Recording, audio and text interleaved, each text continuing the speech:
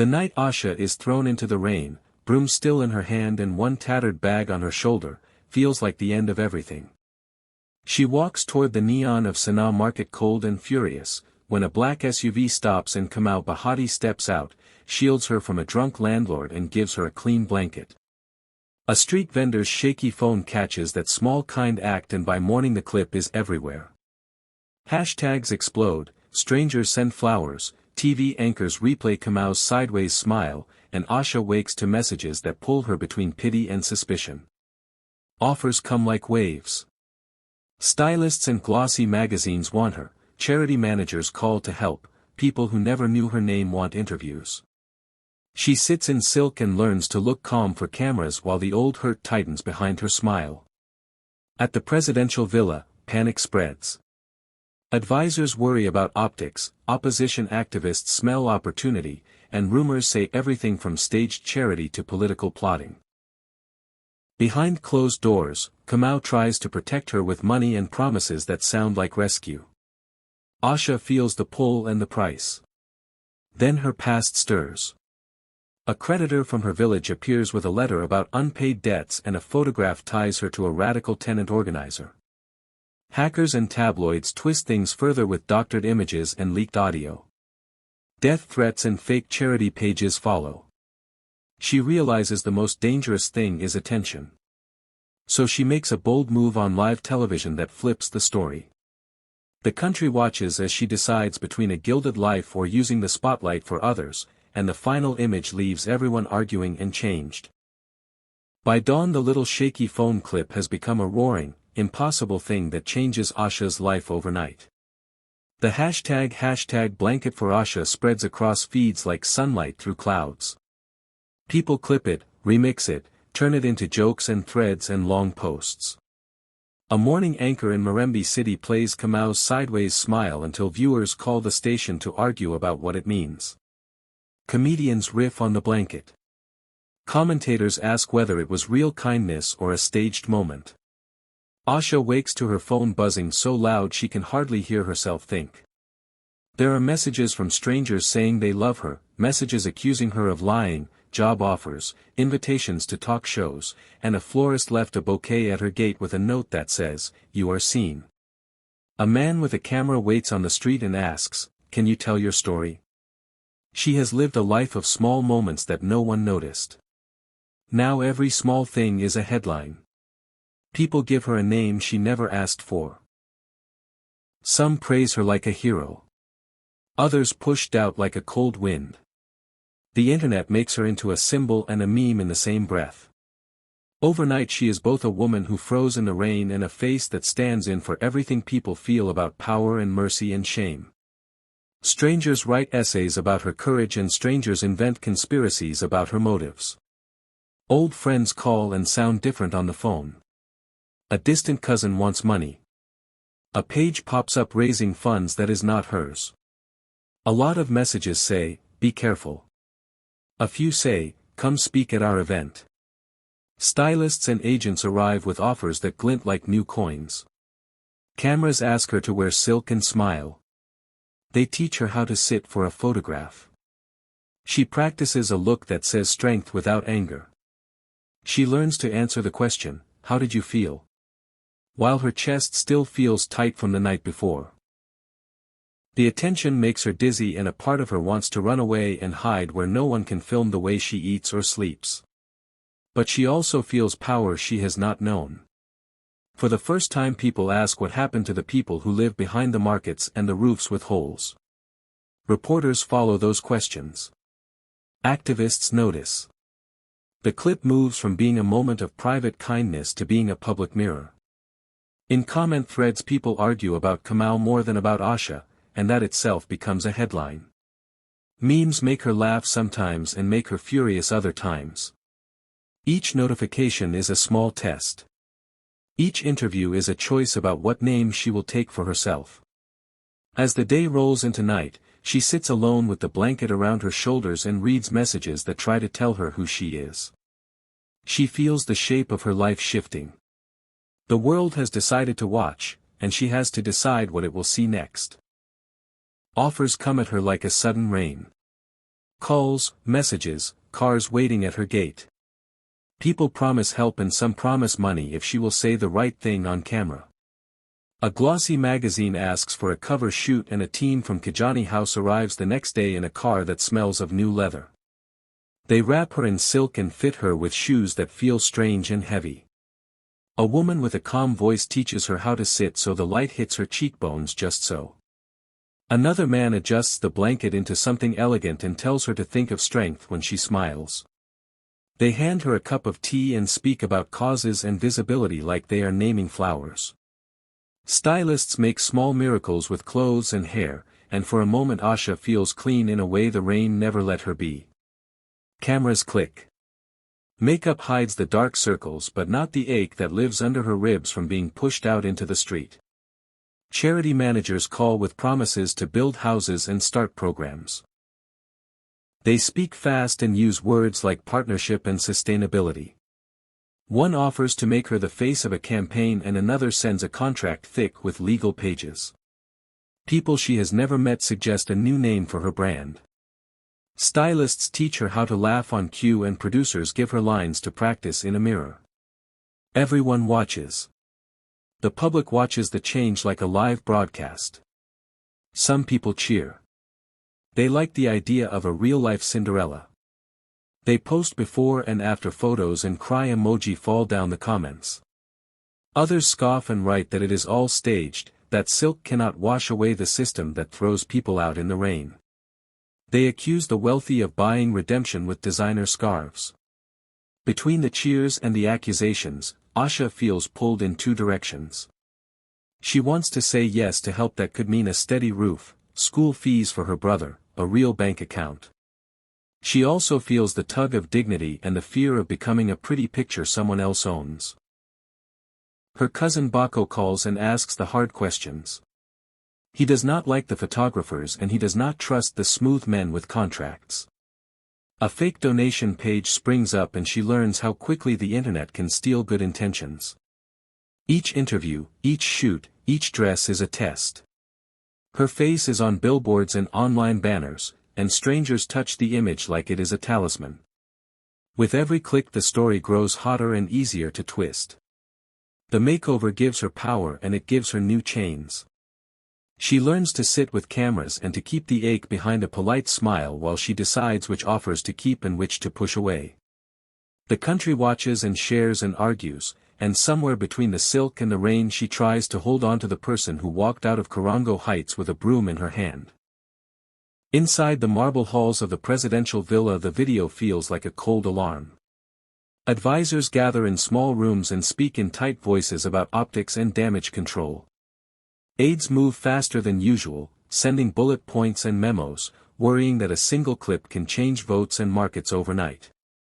Ministers whisper about stability and foreign reporters call with blunt questions. In the middle of it, President Zuberi Mwenga watches the montage with the same look a man has when he hears news he did not expect. Kamau's name flashes on every screen and his sideways smile becomes, for some people, a problem to solve. State media divides. One channel trims the clip and calls it an act of kindness. Another turns it into a scandal and asks if the president's family is above the law. Opposition leaders smell a story that can be used. They put out statements that are sharp and full of promise. Protest groups gather online and in the streets. Everyone has an angle. Rumors thread through the city like a fast disease. Someone says Asha is a plant, placed to soften the president's image. Someone else says she is being paid off. A whisper links her to a ransom plot. The palace team fights to control the story while the opposition tries to widen the crack. Old loyalties shift. Some ministers urge restraint and quiet help for Asha so the family looks humane. Others say public displays will only feed the machine of gossip and calls for reform. Security teams start to map who filmed what and where. Lawyers write statements that sound calm but mean threats. Journalists chase the smallest detail of Asha's past and the smallest sign of Kamau's intent. The country polarizes. Family dinners turn into arguments about truth and trust. Coffee sellers repeat lines they hear on the radio.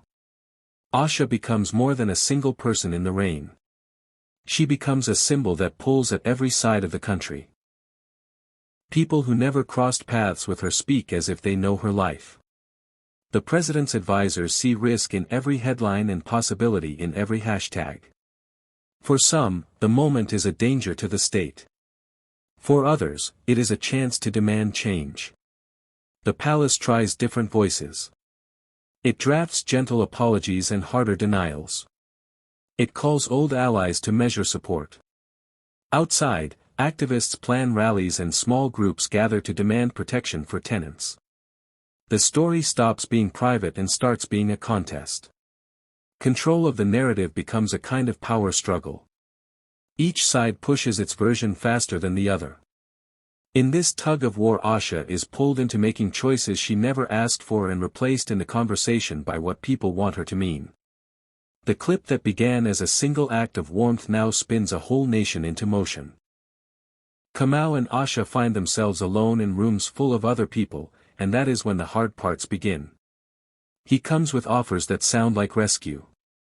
He offers money for rent, a job for her brother, a driver, a lawyer. He promises protection and a life that looks safe and clean. She hears kindness in his voice and a presumption in his pocket. She does not know if his gifts are love or a way to own her story. Around them, other forces press in. Kamau's friends move like a guard. They smile at Asha in public and make sharp jokes in private. They talk about marriages and alliances as if she were a prize. They arrange parties where every photo will tell a story that helps them. Asha's cousin Bako watches from a small house in Marembe. He is angry and afraid in ways that are simple and true. He remembers the nights they slept with empty plates and knows what dignity costs. He tells Asha not to sign anything too fast and to keep a copy of every paper. When Kamau says he will fix everything, Bako hears a different language. Trust becomes a fragile thing between warm hands and cold contracts. The moments of tenderness are real and messy. They hold each other and sometimes it feels like the only honest thing in the storm. But every touch can be photographed and turned into a headline. When they kiss, people call it a publicity stunt. When they argue, people call it a lover's quarrel or proof of a lie. Kamau tries to protect Asha by controlling the story. He hires PR people who plan how she will appear on covers and at events. They teach her how to answer questions so the cameras will like her. Asha learns to smile on cue. She learns which words make people feel sorry for her and which words make them angry. That education is a kind of imprisonment. She gains new comforts but loses small freedoms. She cannot step out without someone asking her why or what she wears. She cannot speak without it shaping headlines. Even kindness has a price when it arrives from the top of a ladder. Sometimes Kamau forgets this. He means to help and he misses how loud his help sounds. He forgets how much power sits in his name. Other times he uses his power in ways that feel like demand. He tells her it will be easier if she goes along, and those words press on her like a hand. She wonders if she is changing because she wants to or because the world is pushing her shape. Inside, she keeps a ledger of small truths. She remembers the broom in her hand and the cold rain. She remembers Bako's warning and her brother's laugh. She tries to ask for fairness and for a way that does not sell her whole life. The choice feels private and public at once. Lovers argue about ordinary things and lawyers argue about clauses. Every soft moment can be rewritten by a headline and every fight can be used as proof that one of them is wrong. Asha and Kamau move through all this with careful steps, testing how much love can survive when money and image make the rules. A letter from Nyala Marsh arrives like a stone thrown through glass and everything she thought was settled cracks open. The creditor from her village stands at the gate with a thin envelope and a name that Asha had tried to forget. Inside are unpaid school fees, a warning about her brother's debts, and a note that the small sum she once borrowed has grown into a claim that could swallow her new life. Before she can breathe, a reporter posts an expose with a grainy photo that puts her in a crowd beside a known tenant organizer, and the internet changes its mind about the blanket in one brutal hour. People who sent flowers now ask hard questions. Strangers who cheered her kindness begin to whisper about hidden ties and old secrets. Her cousin Bako paces the room, furious and scared, telling her that the past always has a way of finding the living. He wants to send the money, to pull her back to the quiet life they once had, but Asha knows small sums will not silence a headline. The photograph is used like proof by talk shows and by critics who say she was staged, that she is an asset planted for a political play. Activists argue in comment threads, some defend her right to fight for tenants, others say the timing is suspicious. The more she answers, the more questions follow. Old neighbors who watched her pack her broom back when she left now stand in line at her door asking favors, help finding jobs, school places, a small loan, because fame has made her a new kind of bank. Those who once shoved her out of a room use new politeness to ask for introductions and endorsements, and Asha feels the bitter sting of being both needed and used. Every call is a test of conscience. Every demand pulls at the thin rules she has set for herself. Do she help her brother and risk more scrutiny, or keep her distance and protect the fragile image she needs to survive? The legal letters pile up, the creditor's tone grows sharper, and the photograph keeps circulating like a stain that will not rub off. Inside her head she hears the rain again and the scrape of the landlord's boot, small details that mean more to her than any headline.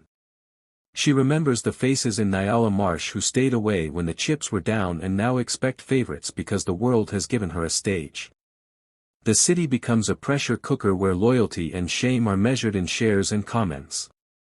Asha learns in hard ways that rising into the light does not erase old debts, it simply makes them louder.